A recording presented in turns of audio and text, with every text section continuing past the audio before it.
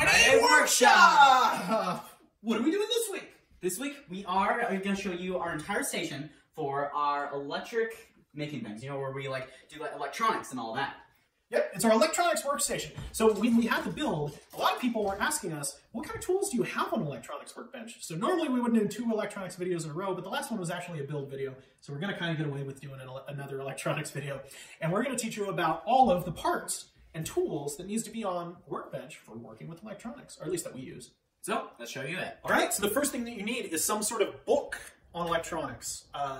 You want to do it safely, and so some sort of book on electronics is great.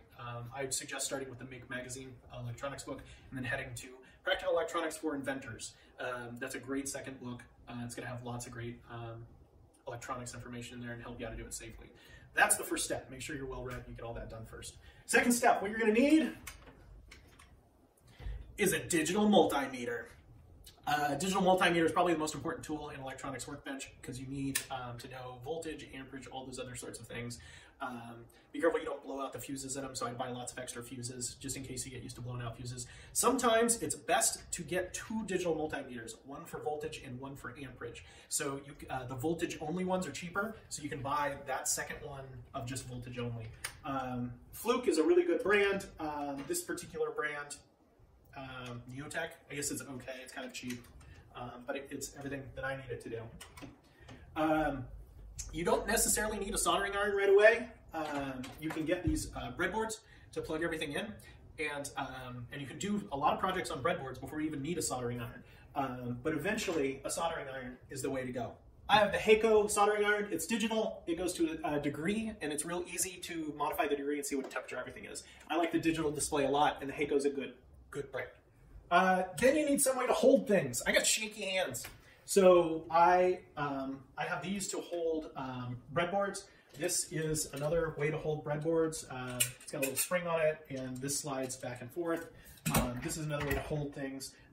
This one's from Harbor Freight, and it sits on there and can suction onto a surface. So a way to hold things is a great thing to have. So I have wire strippers for sure. Wire strippers are great. You can crimp things with these wires. They're strip wires. So a lot of that, I use a lot of 22 gauge wire. This is where I keep 22 gauge wire. And these are alligator clips for real quick clipping on lots of things. So there's a bunch of different alligator clips in there. These over here are ESD tweezers. And there's a bunch of different kinds of ESD tweezers. Some of these are curved, but the ESD is electrostatic discharge, stops that. The blue mat does the same thing. I have a bunch of little screwdrivers. These are for reworking other things. So if you're just making things, you may not need all the screwdrivers. I like them because I'll take stuff apart too. Little pliers, flush cut. These are Knipex, but you don't have to go get, I like the German brand tools. So I have German brand, these are Filos for the screwdrivers, and these are Wera for the small ones.